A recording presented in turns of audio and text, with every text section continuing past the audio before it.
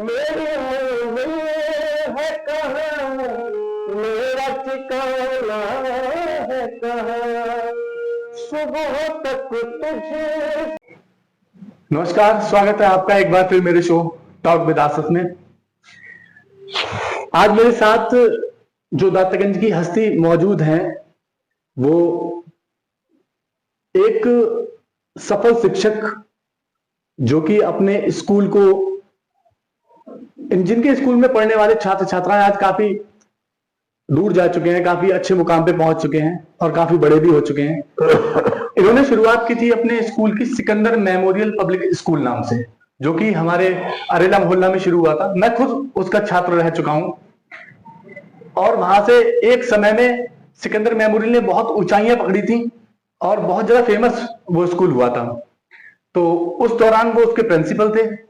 मेरे साथ आज मौजूद हैं, आप सब लोग अपनी स्क्रीन पे देख रहे होंगे, ठंड का मौसम है और आज चाय ज्यादा बनाइए और चाय साथ में पीजिए, क्योंकि आज हमारे साथ जो हस्ती है वो एक शिक्षक के साथ साथ एक बेहतरीन गजल गायकार भी है। वो इतने अच्छे गजल गायकार हैं कि उनके स्कूल के जो छात्र छात्राएं उनके साथ जिन्होंने उनसे शिक्षा ग्रहण की है, वो सभी जानते हैं कि जितने अच्छे शिक्षक हैं उससे कहीं अच्छे वो एक गजल गायक भी है। सिकंदर मेमोरियल स्कूल में पढ़ने वाले सभी लोग इस बात को बहुत अच्छी तरीके से जानते हैं कि गजल क्या चीज होती है। वैसे तो उस दौरान जब हम छोटे बच्चे थे तो समझ नहीं पाते थे गजल होती क्या है, लेकिन आज उस गजल को हम लोग बहुत अच्छे से जान चुके हैं। अब मैं ज्यादा देर नहीं लगा के तारुफ कराना चाहता हूँ। जनाब नासिर अली साहब सर हैं हमारे, और जो कि आज हमारे साथ मौजूद हैं। कैसा आपको फील हो रहा है आज हमारे साथ आप हैं? और बहुत ही सुहावना पल है। और आज जो आपने हम जैसे एक छोटे शिक्षक के लिए जो इज्जत बख्शी है उसका मैं शुक्रगुजार हूँ तहे दिल से। आपने अपना कीमती समय दिया और आज मुझे इस बात की और ज्यादा बेहद खुशी है कि मेरा पढ़ाया हुआ छात्र एक प्रैक्टिस डॉक्टरी जो पेशा है आपका और पारिवारिक है, पिताजी भी आपके बहुत अच्छे नामचीज डॉक्टर कनकी दातागंज के कहे मतलब एक दौर था, आज वो नहीं है, लेकिन आपने उनकी विरासत को संभाल रखा है।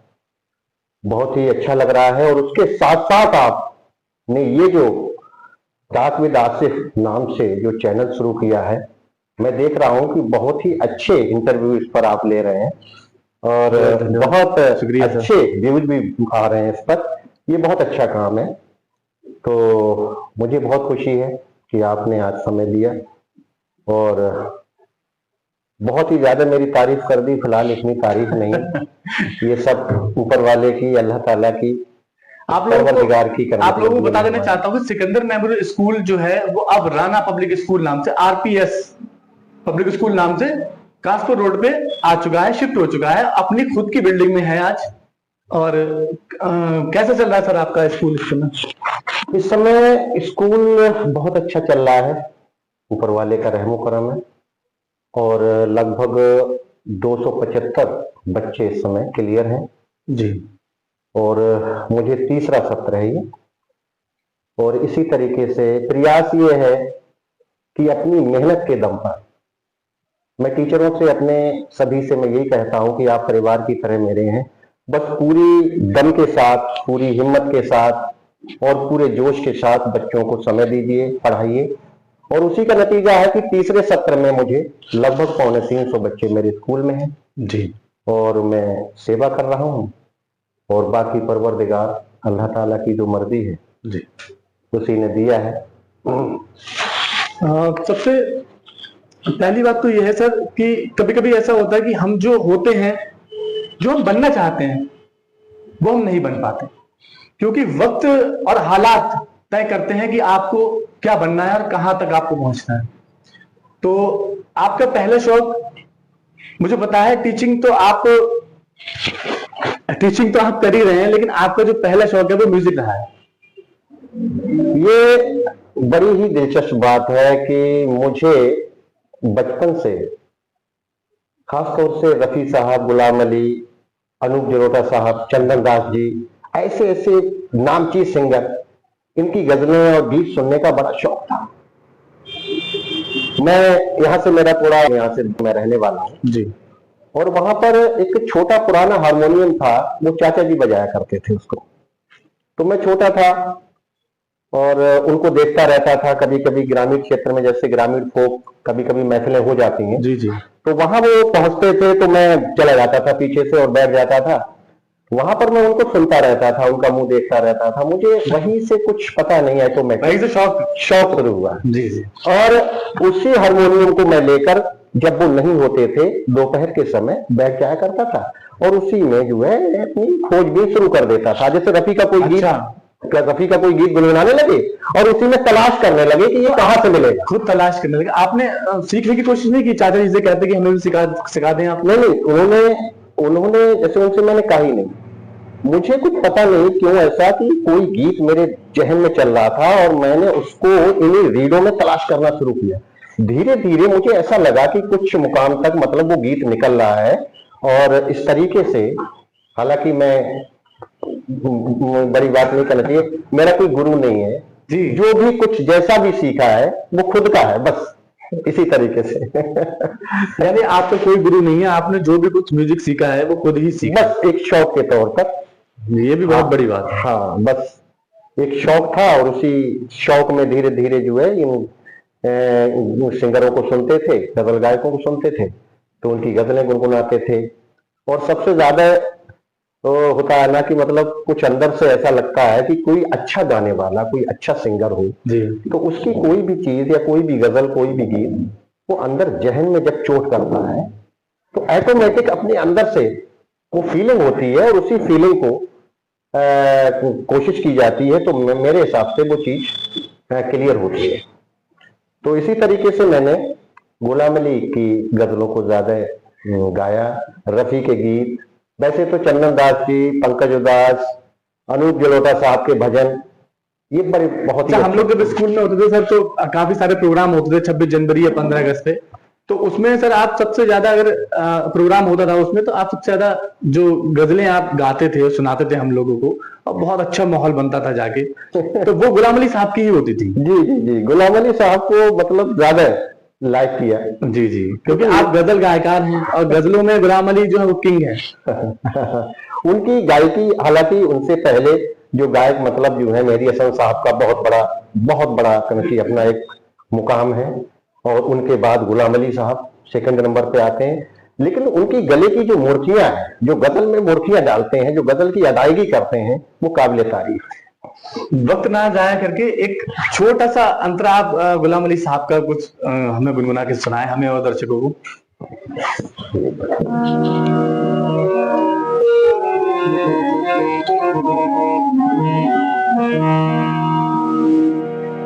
एक गजल है, ये पड़ा हुआ महसूस, गिर पड़ा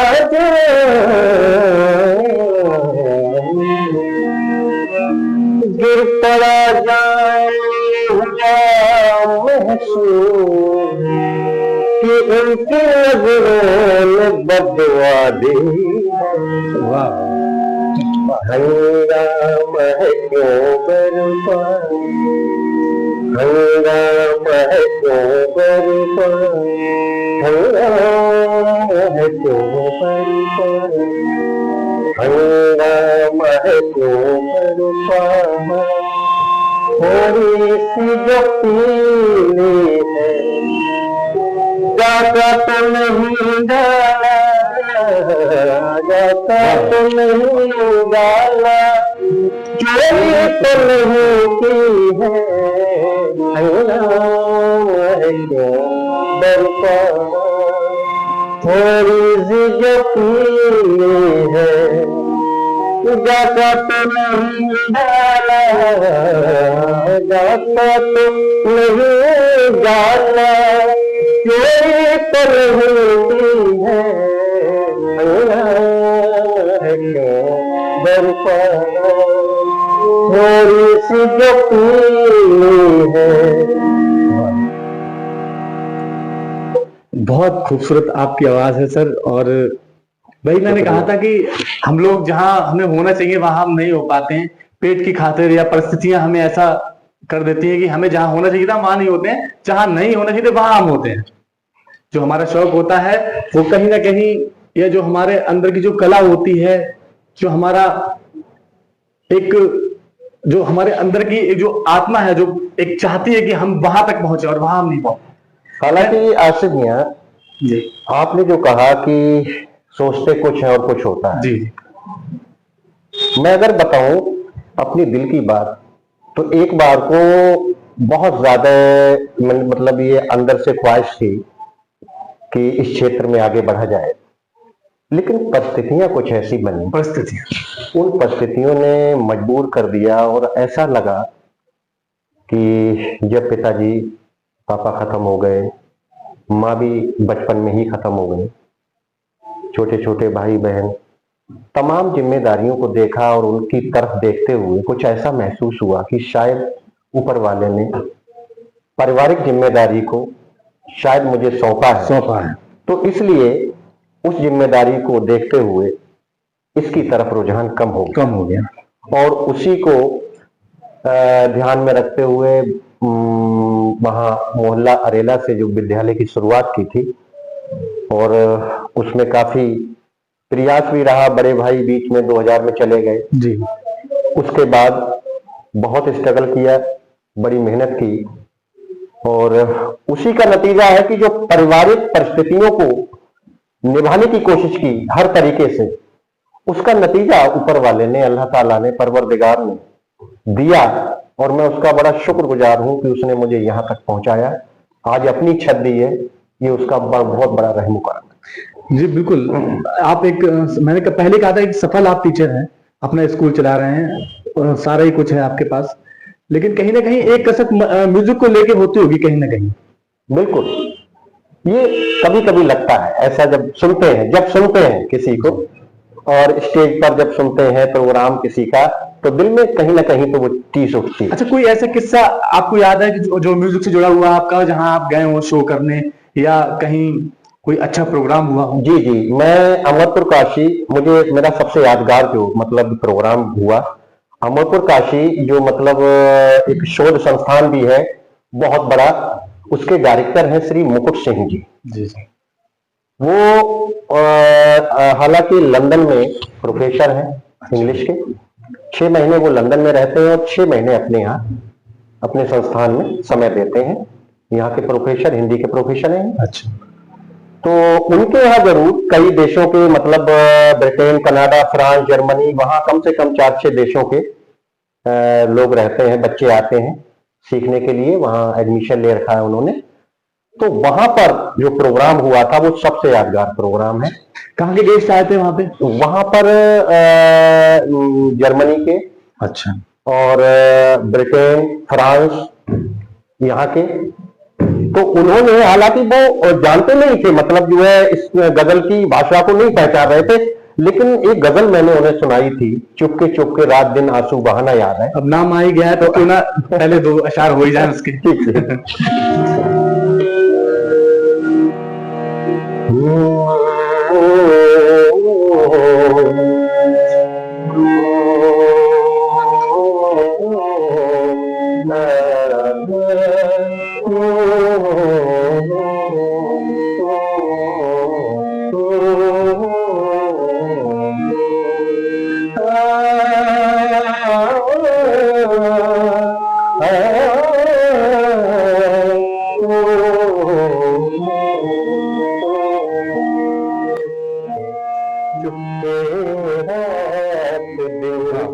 आंसू बहाना याद है,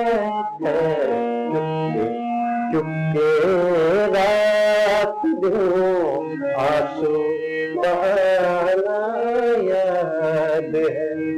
हमको अब तक आशिकी का वो जमाना याद है, चुपके रात दो आंसू बहाना याद है। दोपहर की धूप में मेरे बुलाने के लिए,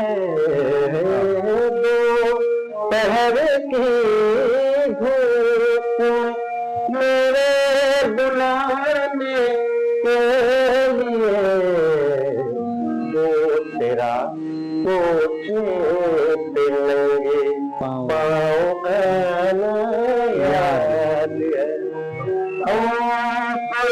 अब तक आशिकी का वो ज़माना याद, चुपके चुपके रात वो आंसू बहाया याद है।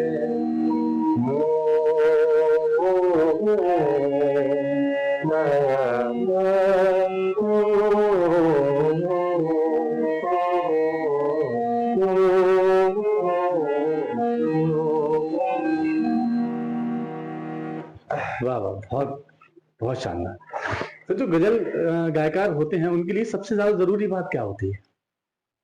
देखिए, फिलहाल मैं तो बहुत इस विषय में बहुत कम जानता हूँ। मैं अपने आप को बहुत छोटा, बहुत तुच्छ मानता हूँ कि मुझे इसमें 1% भी मैं अपने आप को क्लियर नहीं मानता हूँ कि मैं गजल भी गा लेता हूँ। लेकिन गजल गायकी बहुत टफ है जी। और सबसे बड़ी बात यह है कि हर गजल किसी न किसी राग में ढली होती है जी। लेकिन ये वही समझता है इन रागों को जो वाकई इसको जिसने डीपली पढ़ा है, जाना है, सीखा है, किसी उस्ताद से सीखा है।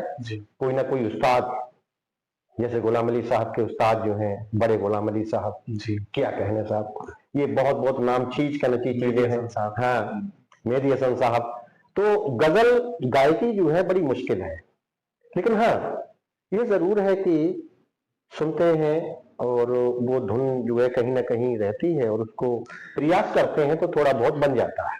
अच्छा, गजल गायकी के अलावा हिंदी फिल्मों में आपके बहुत सारे सिंगर हैं, मोहम्मद रफी साहब, किशोरदा साहब, जो आपको पसंद होंगे, उनमें से आपको कौन पसंद है? हालांकि रफी साहब का जो है वो जरूर थोड़ा सा उनका जो है गुनगुनाया है। और रफी साहब का कौन सा गाना आपको सबसे ज्यादा पसंद है? वैसे तो कई एक गाना, हालांकि उनका तो आसिफ मियां ये तो मतलब चूज करना बड़ा मुश्किल है कि हर गीत उनका जो है काबिल तारीफ है। क्या कहा जाए, कौन सा गीत उठा लें, जो भी उठा लें, ठीक है। एक गाना है मेरा बहुत पसंदीदा है रफी साहब का, और मैं आपकी आवाज में जरूर सुनूंगा उसको, दर्शकों को भी सुनवाऊंगा। वो गाना है मेरा तो जो भी कदम है वो तेरी राह में, कि तू कहीं भी रहे तू मेरी निगाह में। मैं चाहूंगा सिर्फ 2 लाइनें अगर उसकी हो जाए तो।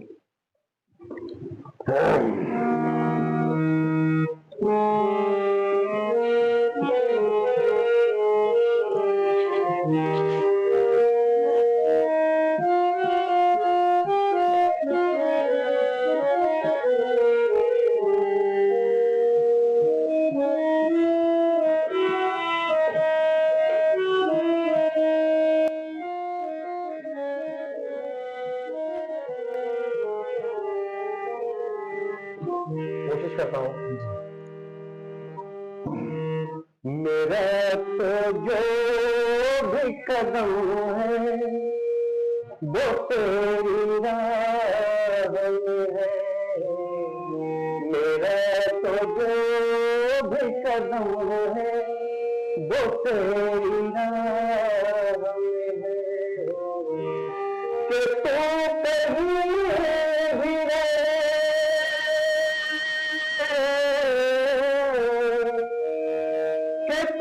कहीं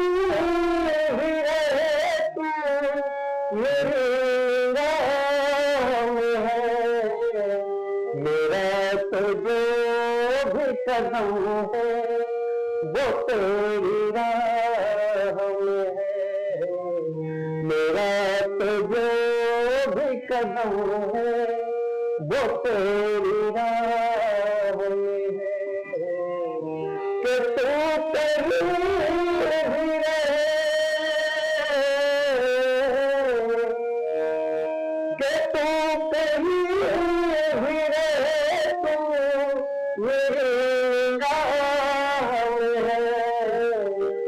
मेरा तो जो भी कदम है वो तेरी राह में है। मेरा तो जो भी कदम है छुपा हुआ है मुझे में तू कहीं ऐसा छुपा हुआ है मुझे में कि तू कहीं ऐसा मेरी हंसी नहीं है तो मेरी आह है। मेरा तो जो भी कदम है वो तेरी राह में है। मेरा तो जो भी कदम है कि तू कहीं भी रहे कि तू कहीं भी रहे तू मेरी राह में है। मेरा तो जो भी कदम है वो तेरी राह में है। मेरा तो जो भी कदम है। हम इंटरव्यू की समाप्ति की ओर हैं और समाप्ति पे एक गजल और है जो बहुत ज्यादा फेमस है और मेरे ख्याल से वो सर को भी बहुत ज्यादा पसंद होगी। हम तेरे शहर में आए हैं मुसाफिर की तरह। तो मैं चाहता हूँ कि वो हम तेरे शहर में आए हैं मुसाफिर की तरह वो वहां से शुरू ना करके और वो शुरू की जाए अंतरे से। अच्छा अच्छा, उसका एक अंतरा एक जो है कि बीच का जो अंतरा है वो आप अपना खुद ही सुना। ये गजल की बात चली है तो मतलब आपको बता दूं कि जो चौधरी जगन्नाथ के घेर में जिस समय स्कूल था जी और आप उस समय अध्ययनरत थे, पढ़ रहे थे आप, पढ़ रहे थे, तो उस समय एक सर्कस आया था जो लगा था तिराहे पे, बरगी तिराहे, राजमहल सर्कस। वो यार अपना अनाउंसमेंट कर रहा था तो उसमें ये गजल पहली बार मैंने सुनी थी। अच्छा। और पहली बार में ही तो ऐसा नहीं था आप पहले से ही? नहीं, पहली नहीं, उसी समय कुछ ये इसका आया था। अच्छा। वर्जन तो पहली बार सुनी थी यार। वो गजल ने पहली धुन में पहली गजल ऐसी लगी कि वाकई यार छा गई, जहन में उतर गई। उसी समय उसको तलाश किया जी। तो आप के लिए मैं थोड़ा सा जी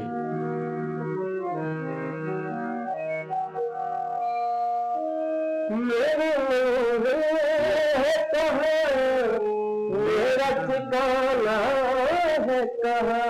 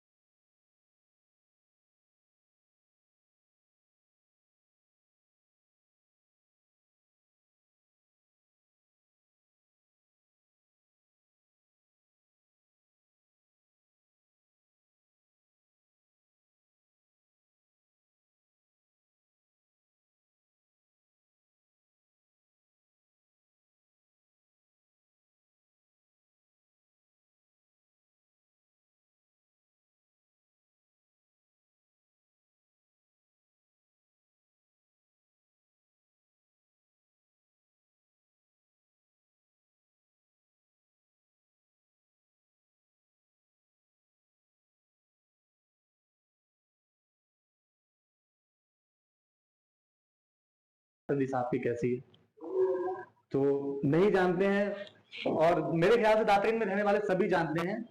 जो नहीं जानते हैं आज वो भी जान जाएंगे। तो इसी के साथ मैं अपना जो शो है वो समाप्त करता हूं और आगे भी मेरे शो आप लोग देखते रहिए। वीडियो को शेयर कीजिए, लाइक कीजिए। शुक्रिया।